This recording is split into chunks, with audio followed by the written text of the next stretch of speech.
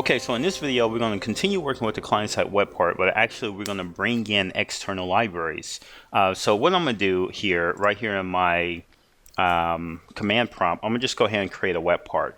So let me just make a new directory, accordion, we'll just call it, actually we're going to call it DLC accordion. And then we're going to change into that directory. Now this is all repeat here. So now what we want to do is bring in the Yeoman generator, Microsoft, and then actually create a Webpart project. So and this, what this is creating, just to kind of walk through, I've been through this process a couple of times prepping for this video. It's actually pretty interesting. Hold on, let me do this real quick. Use current folder, Webpart name, let's call it DLC accordion. This is my 9th Webpart sample. Actually, it's not. It's probably the 4th or 5th one. I found a few interesting things that caught me by surprise. Which I kind of sent me through destroying and recreating, because I promise you that's the best way to learn. Is repetition is the mother of skill, and just walking through this time and time again, trying things out of bounds, trying different things beyond what's in the tutorial is where I think the true learning starts to take place. So what I'm doing here is this is the jQuery tutorial sample provided by Microsoft. We're going to follow that pretty close. I would say probably 80%. We're going to pretty much follow it verbatim, but some of the variable names and all this other good stuff is going to be different, because I don't like, if you've seen some of my previous videos, the biggest riff I have with the tutorials, and this is not just Microsoft, I mean this could be Pluralsight, Lynda, YouTube videos, what have you. But when you're coding and you're naming everything the same, when you're taking a look at it for the first time, it's hard to determine, what that name represents, because, it's this class name, it's the file name, it's the module name, or, it's the variable name, or what have you. So what I try to do is that when I can, I try to name things differently, so it's clear that, like, oh, I'm specifying this string name, and it has nothing to do with the variable name that was selected, even though in the sample it's the exact same name. So while this is, hopefully this go ahead and wrap up pretty quickly here. So this is standard, right? This is nothing new. At the time, I think we are dealing with drop 3 or drop 4. There's a 5th drop that's out there. So, you definitely want to go through upgrading your project. I have not upgraded the project. I did upgrade Visual Studio Code, which kind of freaked me out because they were talking about new TypeScript definition or TypeScript 2.0, which seems to be the hottest thing trending. And I think that's one of the things that we have to get used to in this new world, right? It seems like every time I launch Visual Studio, there's something new. Either the framework's new, or one of the libraries are new, or the IDE itself received an update that's new. And I'm so like, it's nothing but newness going around. So, but anyway, okay, so here we are. Webpart is here. Let's go ahead and pop this guy open in Visual Studio Code, right? Here we go. Nothing new here, right? This is pretty much standard I have the hardest time saying this, SCSS file. And actually, this kind of freaked me out before. I was like, wow, I launched this Webpart, and it only has an SCSS, whereas if you look in the Webpart itself, I think there's an error. Yeah, see here, this new workstation, whatever. But it usually has an error. Yeah, there's the red squiggly. Only because it's still running. This is the weirdest thing, right? It's still building the module file that represents the SAS styles, and which is why you're getting this red squiggly here. So if you just give it a minute, it will actually, and then refresh it. I think use this to refresh it. I think if you just keep refreshing it, all of a sudden that guy's pop open. If not, you can close it down and open it up again. So, but outside of that, there's nothing new here. So we're not going to worry about the red squiggly right now. We're going to go ahead and forward. So basically here's the process in a nutshell. And I went through this process several times, so I somewhat have it down by heart, but every now and then I might have to reference my notes. Now, the first thing we need to do is bring in the external libraries. Microsoft tutorial does that in 3 steps. We're going to do it in 1, only because you can, right? I just found that out, the hard way. And then once we bring in the external libraries, we're going to also bring in the Typescript definition for those libraries. And then what we're going to do is config the configuration file within our project, not to bundle those external libraries within the bundle that's created with the Webpart. And the reason for that is interesting. We're not going to get into the details now, but I'll circle back to that. So first thing is first. So to bring in the external libraries, what we're going to do is npm I, right? And I always mix this I up. Sometimes it's I, sometimes it's install, but I think it's I here. And then basically you can just string these together. So you can do a jQueryUI, you can do a jQuery, and then the tutorial brings in this comobkeys library. I have no, I know what it's used because I looked it up. It said basically the user can use the shortcuts or keyboard keys in order to like expand the accordion, collapse the accordion, some of the other components within the jQuery UI. You can use keyboard shortcuts to navigate around there. I don't see where that's used, but it may be used in the background. So I'm gonna just bring it in because I don't want that thing to break to distract us from the core gist of this project. So now I'm gonna do this --save, and I looked this up as well, and I'm just hit enter. So while this is building, we can talk. So I looked the --save up as well, and I came to realize that it said it just adds it to your dependency configuration file within your either your package.json or your config file.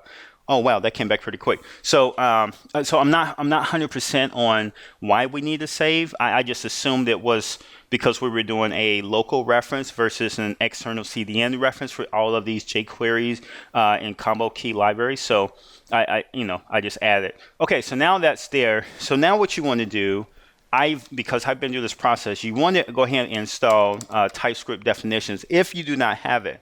Now, a quick way to tell if you have it or not is just to do TSD version, and I'm telling you, I don't know when to use the dash and when not. Okay, so right now I'm using TypeScript definition 0.6.5. I'm acting like I can't read now. So so this guy is installed and ready to go. If it's not installed, I believe it's npm I and then TSD that will go ahead and install it. So now that it's installed, what we have to do is go, now that we have the libraries, in order to make them have the definition or the IntelliSense and make modules out of all of those library references, we have to bring in the TypeScript definition for each one of those. And it's the same, so this is going to be TSD, very similar to the npm code command. So I'm going to just do TSD install jQuery UI, and then combo keys. And this should bring in, make sure I'm checking my spelling here. Oh yeah, and then I think the --save. I think this should do the trick. So this is going to bring in the TSD, and that's it. So now if we come back to our project, let me hit refresh here. Wow, still didn't get rid of the red squigglies. You know what, let me kill this and come back into it.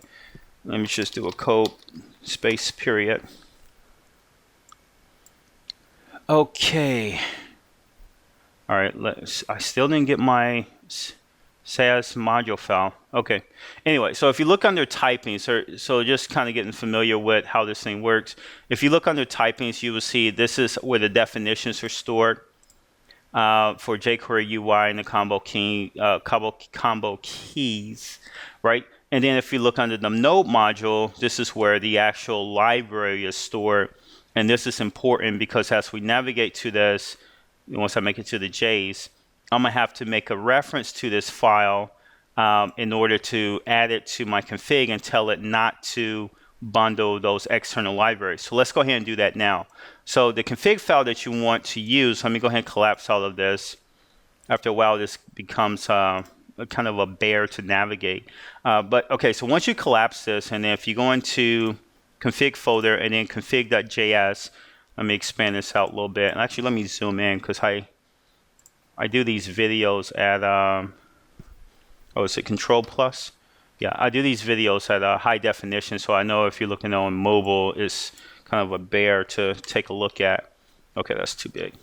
Okay, so in the config.js file, you have this external section. And then basically in this external section, and this is off the tutorial, right? You're going to use jQuery and then a path reference. I'm going to just do an empty string for now. And then you're going to do jQueryUI and its path reference. And this is going to be a local path, right? So I'm just doing an empty string there. Now, here's the piece that I'm not 100% on. I'm not 100% on where these names came from, right? The jQuery, I see they're all lowercase, and I'm saying, like, you know, this is using like snake case and all of that. But what if I wanted to use jQuery 3? Or what if I just wanted to call it JQ? Right, so what's driving these names? I have no idea, right? The only thing that I can pick up from, like, and this is important, right? Because what if you're bringing in external libraries like AngularJS or Kindle UI or, you know, any of those other frameworks that you want to use? I mean, you know, even some of the other cool UI frameworks that are out there, the JQX, for example, you want to bring that in. You know, what do you name these, right? How does the build system, the Go task runner know that, okay, based on this key, this is how I'm going to treat this? So that's yet to be determined. The only thing I did find is in this package.js, right? When we did the -- in the package.js, which is on the root level of your project, you can see these jQuery and jQueryUI and some of the very similar key names. So I'm just assuming that these have to match, but, you know, it's just one of those things that is yet to be determined once we know better. Now, okay, so let's go back to our JSON. Right, so now we need to get these paths. Now I know in the tutorial the paths are all laid out for you, but how would you know what path? Right, basically you're referencing the main version of your JS library, and I know this just by sniffing around here. I know that all of our modules, our libraries, are actually in this node_modules folder. So what I'm gonna do, I'll have to scroll through these guys, and then there's going to be a jQuery one in here. Okay, so this is going to be, here's my jQuery, and I know it's under distribution, and then I'm gonna just grab this main guy here, right? So you can right click on this guy, hit copy path, go back to your JSON. So this is the jQuery one. And then we'll go back and get to jQuery UI. Obviously, this is not a relative path, and it seems like a relative URL path. This is more of a file path. So what I'm gonna have to do is I want to match what's here. So I know everything starts with the node modules, no slash, right? And then I'm gonna just change the direction of all my backslashes to forward. And as of right now, I mean, I'm sure there's a better way to do this. It's actually pretty cool because now the squiggly goes away, so is acknowledging this as a valid path, which is cool. And not just that you have invalid characters. Like if I put a W there, the Wix squiggly should come back, or no? All right, stop playing around, Deshaun. All right, so now let's go back to node modules, and let's get the path for the jQuery. Now you can say, well, Deshaun, when you just copy the path that's above, the problem with that is you don't know how this thing is subdirectory out per module, right? So jQuery has its subdirectory like that, and then jQuery UI, is it on the externals? No, actually jQuery UI has it right off the root of its folder. So, you know, it may vary to where the main version of your JS library lives. So and that's why I wanted to take the long route. I wanted to go there and say, okay, how do I navigate to these min versions? How do I grab the right path in case I start to go out of bounds and reference a library that's not part of the tutorial and the path is not given to me? So now I kind of have a way to explore and find these things out on my own. Okay, so now that's done. So now these guys will not get bundled. I think we're good to go. What's next? Now, okay, let's go ahead and save this. Oh, speaking of save, one change I did make, and I actually found this to be pretty cool. If you go to your editor, and then you go to your VS Code, and then you go to the settings.json under the .vs Code directory. They just came out with, this may have been out for a while, but when I did this update and was looking at the release notes, it said, oh yeah, we added this cool feature to where on save, it will actually format your code. So let's go ahead and turn that switch on. So basically all I'm doing, and this is nice, it has IntelliSense, and it's going to bring up all of the settings are available. I'm just coming here and type in editor dot format on save. So this is the switch here. By default, it's set to false. I'm going to go ahead and change this to true. And I need that semicolon. I need that comma actually, only because I have other settings there. So now I just hit save here, go back to my config. And now if I do like a fake indent and then hit Control S to save it, now it formats for me and everything's nice. Okay, so now that's that. I think we're good. You know what? I want to build this. So let's just do a gulp. And not a gulp, so just a gulp by itself. And this actually would just make sure and validate that all my definition, TypeScripts, module rules, and all this other good stuff is working as expected. I did not get the red squiggly error. So this error should be gone, and we should see our SAS module file now. So let's go into source and then the Webpart. Let's hit refresh here, and there it is. That's the guy that was missing. So now if you go to the Webpart, this reference here, which you get out of the box when you know this part of the Webpart template, the red squiggly is gone. Okay, so now let's do this. Let's just make sure we didn't break anything. So let's just do a gulp serve, and basically this is going to bring this up in my local workbench. And we should not see anything different other than, okay, so we should see a Webpart. I mean, this is what we get out of the box, you know, out of the box, SharePoint client-side Webpart. Webpart properties still responding, reactive, everything's good, so we're good to go. Okay, next step. So we have our library. Let's go ahead and kill this and hit Y. Right? Okay, so let's go back to code. So we have our library. So let me go ahead and kill this blue bar. And we go into the Webpart.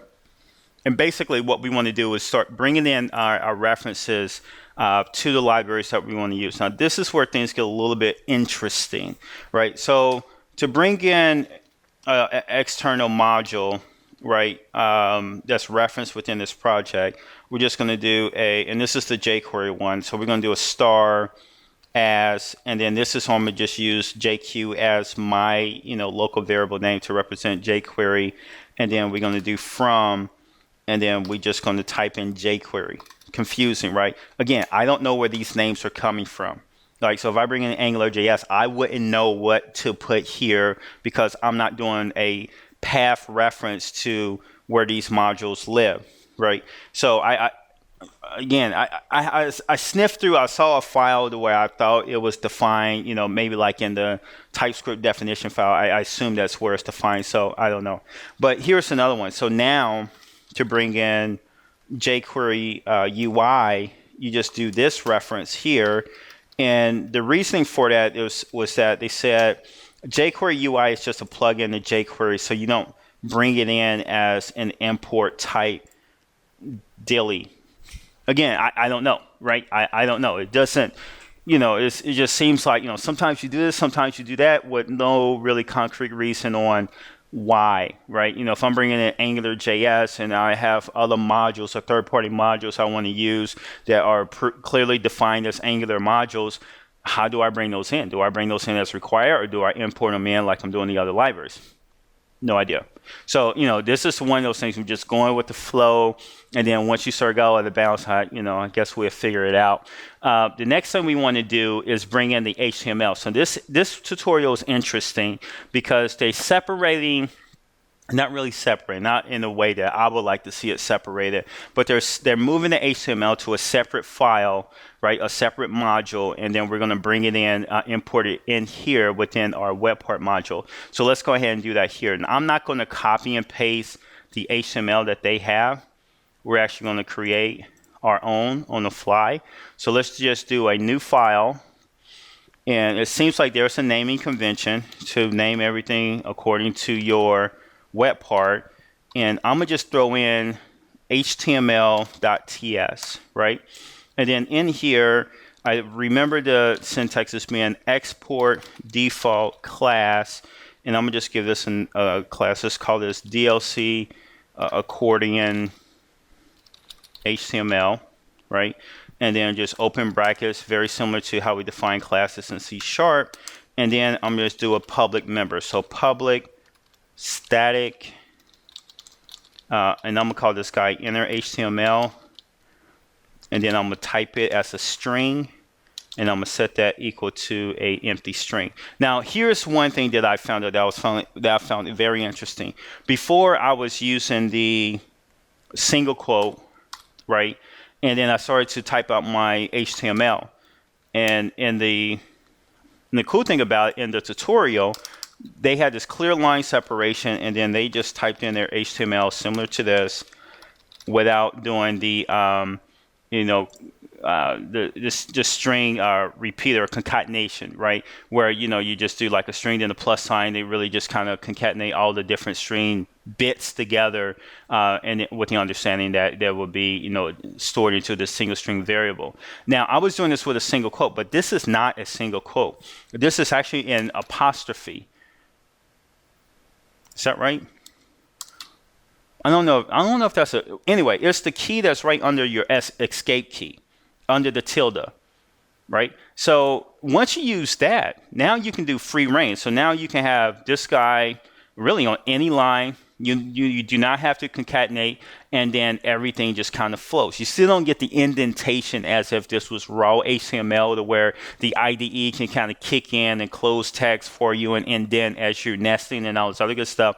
You don't get that beauty, but at least you don't have to go through and put all those single quote plus, as you're creating all these string bits. So it's a nicety. But, I didn't realize that because, initially I just, like you probably will, just go in and copy that from the tutorial, dropped it in, not realizing that that character was not a single quote. Now, basically for the accordion, all we have to do is have a wrapping container, and then and I don't know if it picks up on the H2 or what it's picking up, like the header tag or whatever. But basically, I'm going to just use a header tag. I'm going to call this guy section 1. And then a div tag. And this is going to be the body of my section. And then here I'm going to just say sample text blah, blah, blah. Right? And then I'm going to copy this guy. So each one of these are going to represent my section. And purposely keep spaces between them. And then what are we going to do now? So now we're going to, why does that look weird? I'm sorry, I just am a fanatic with spacing. Or a fanatic with cute code. I just think it makes it readable, and it's a pain. I'm always thinking about the person who has to maintain my code when I leave. Okay, so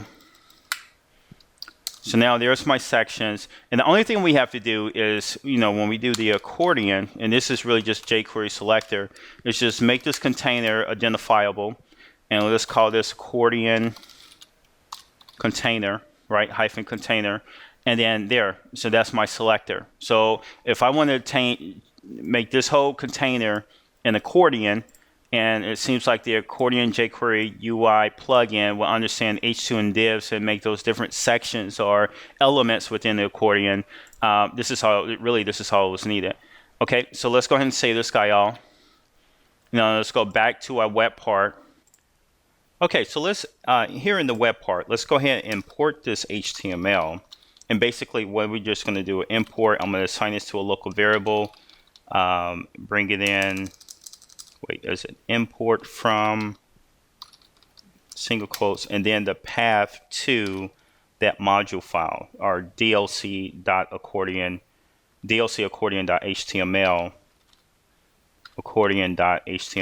and then the TS is not part. of the path. So now all that HTML is going to be loaded, or that class is going to be loaded here, and this HTML variable, then I can do a dot to get access to the inner property.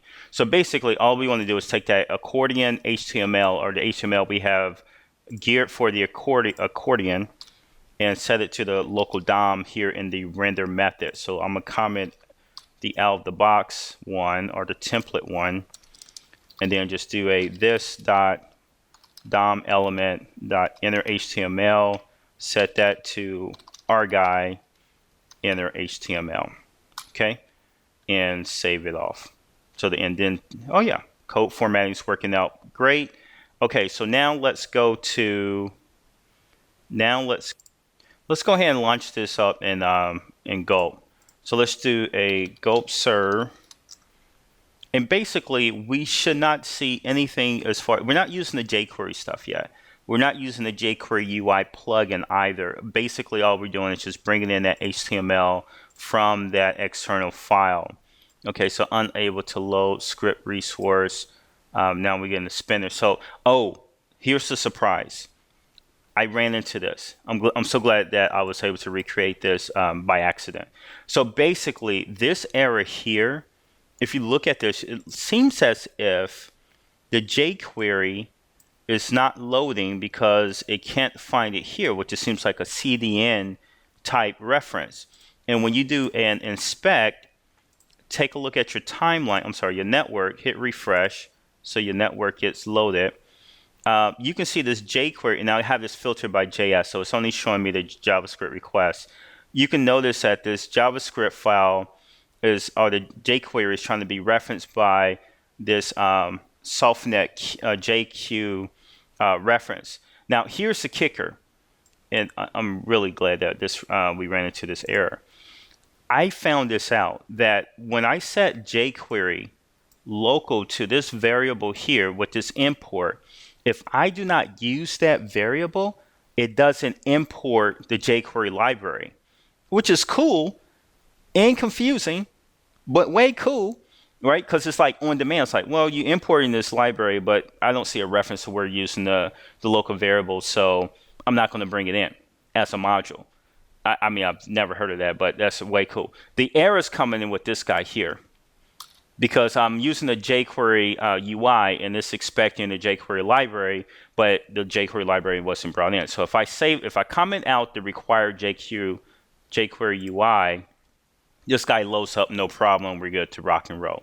Okay, so let me just clear this toolbar out, and now this guy is ready to go. Now, if you do an inspect and you look at your network and hit a refresh, just to make sure I'm not fibbing, you will not see the jQuery reference, and obviously you won't see the jQuery UI reference because we told it not to bring that in.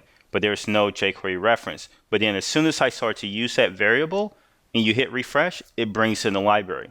Super slick and problematic if you don't understand what's going on. So you can look at it either way. It can be slick or it can be a bug. Well, I wouldn't say it's a bug. I think it's by design. But I think to keep your code light, if you're not using it, then don't bring it in. Okay, now what? So now our HTML is bringing in, is coming in fine. So we got section 1 through 4. We can play around with this guy now, right? Hold on, let me get rid of this developer toolbar.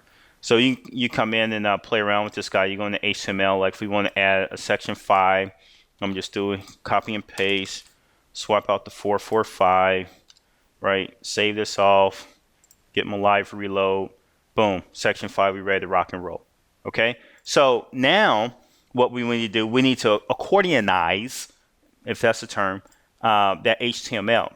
So basically, we have it here. So to accordionize, I love that word, accordionize.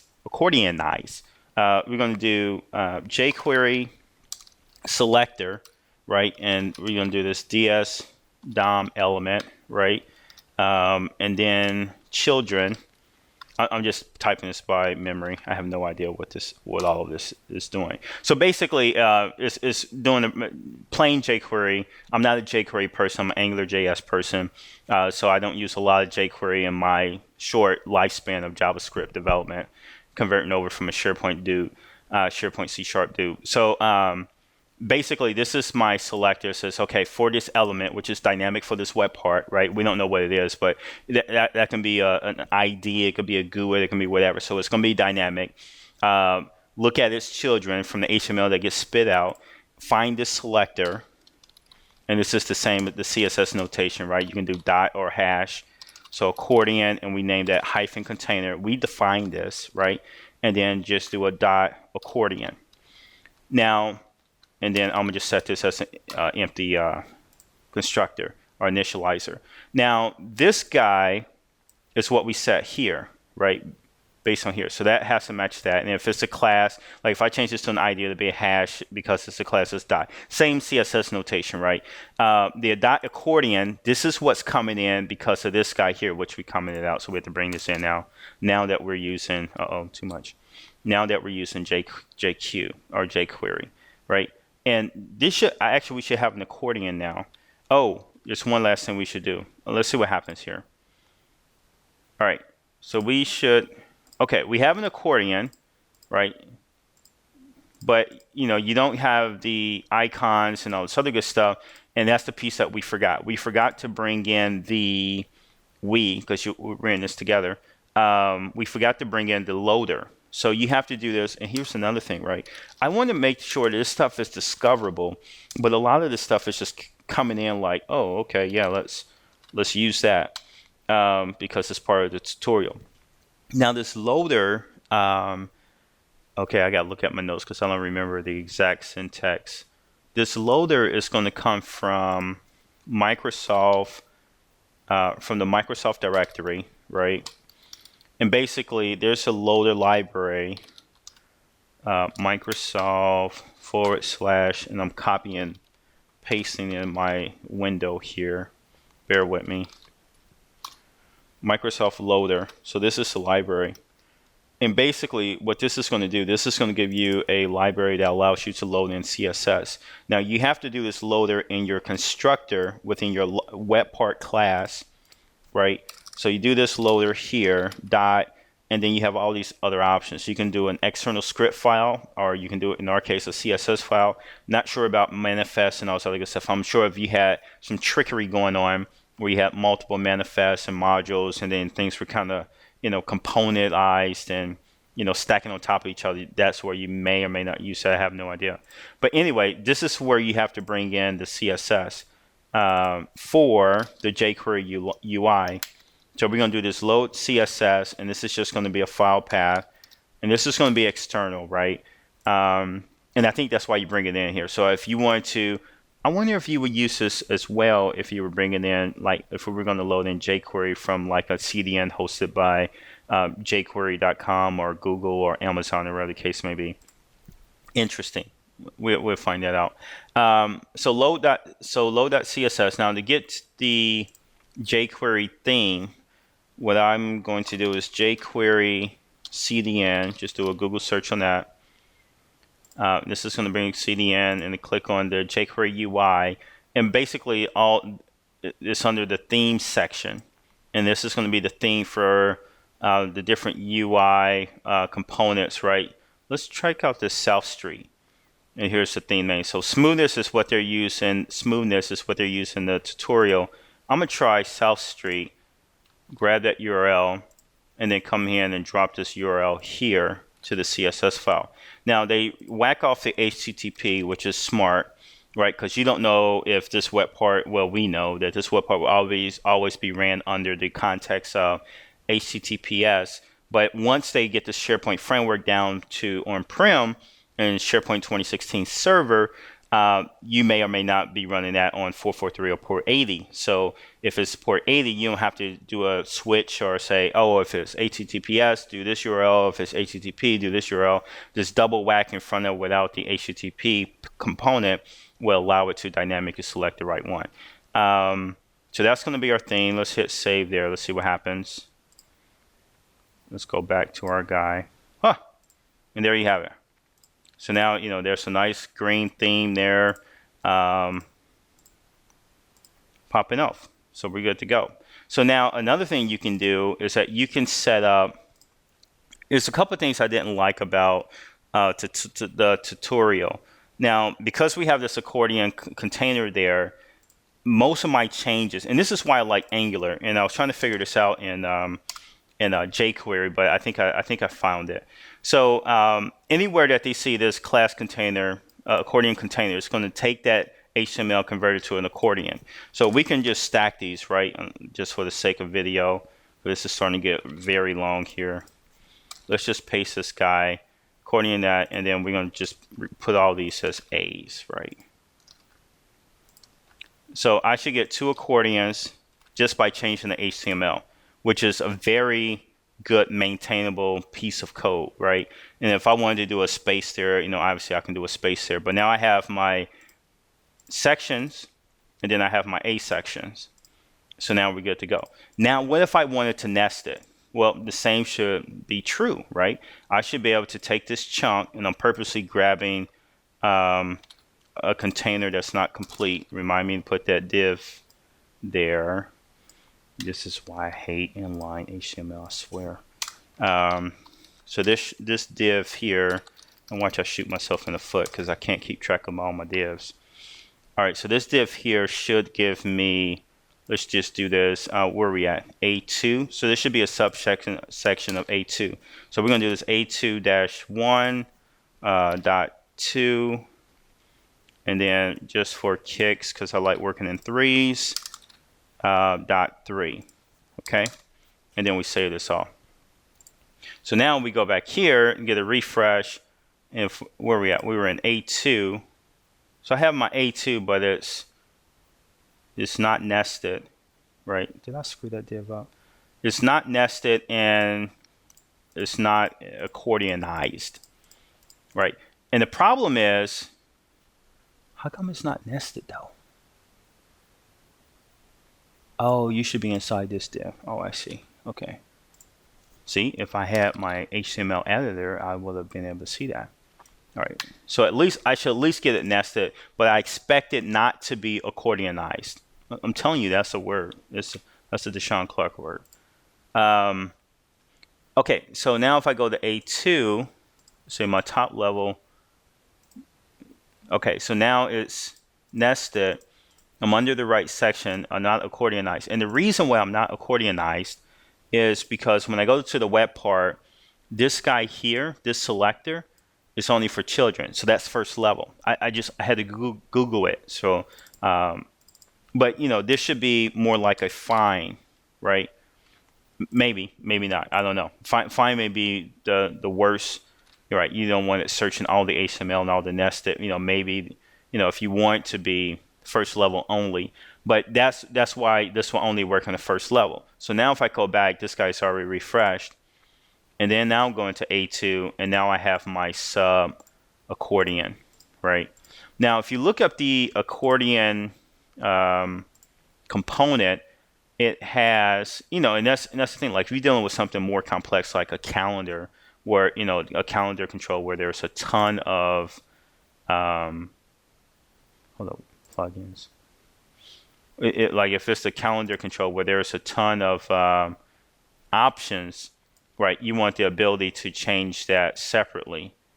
I don't know how to navigate this site. Let me see, where's the accordion? Did I pass it? But anyway, okay, we're not looking through that. Oh, brother. Okay, where's the accordion? Okay, here we go. They call it widgets. Okay, so the accordion widget, you have all these different options, right? You can fill space, you can do auto height, and all this other good stuff. You can make it active, you can make it inactive, and all this other good stuff. Let me go to the API documentation. So basically, like if you wanted to say, oh, I'm looking at the accordion widget, right, which is what they call it. I want to change some of these different options, right? You can make it active or active to, or whatever the case may be. And the way that they're showing us how to do this in the tutorial is to basically come in here, come in this guy here, set up another variable. And this is actually pretty slick. I didn't quite get it at first, but I think I'm starting to get a little bit accustomed to it. So let's do accordion options. So basically, we're going to set up a local variable with accordion options. We're going to type that jQuery out. See UI, yeah, jQuery UI accordion options, right? And then set that equal to a dynamic object, and basically I can do a control space and it gives me all the available options for accordion options, or available properties I can set for accordion options. So what I can do an animate. Now here, this is where things get confusing. I don't know if these are true or false. Just screaming that because I didn't use a comma. If these options are flags where they're just true and false, or if they will accept a string value, right? Let's see, animated, collapsible. We're going to set that to true, right? And then I think another thing you can do is to come up here and change the icons. Is that here? Yeah, you can change the icons. And basically the icons you can, and I'm going to just copy and paste this. Basically the icons are just like Bootstrap, right?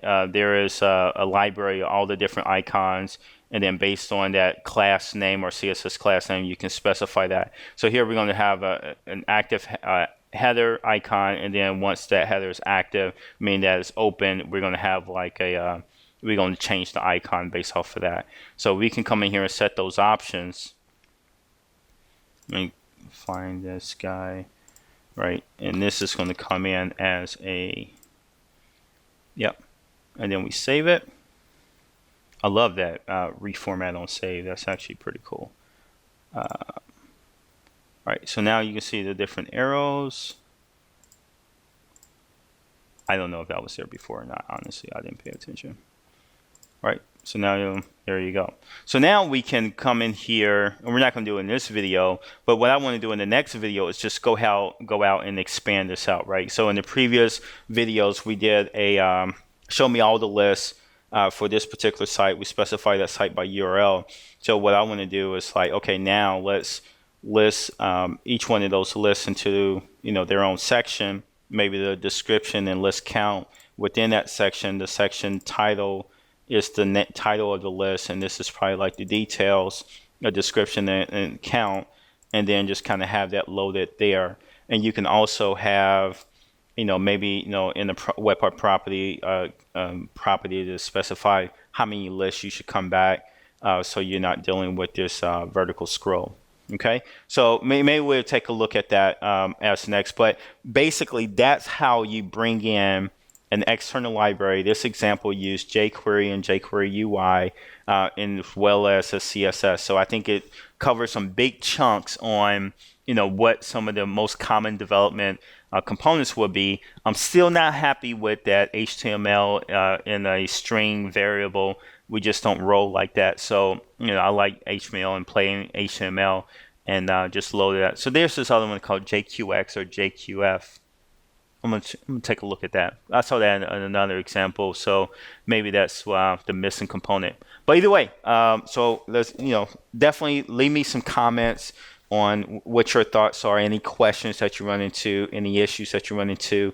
In the next video, what I'm gonna do, I'm gonna go ahead and upgrade the SharePoint framework to the next drop, the latest drop, and then we will go ahead and add in some dynamic SharePoint data. Okay, talk to you soon. Take care.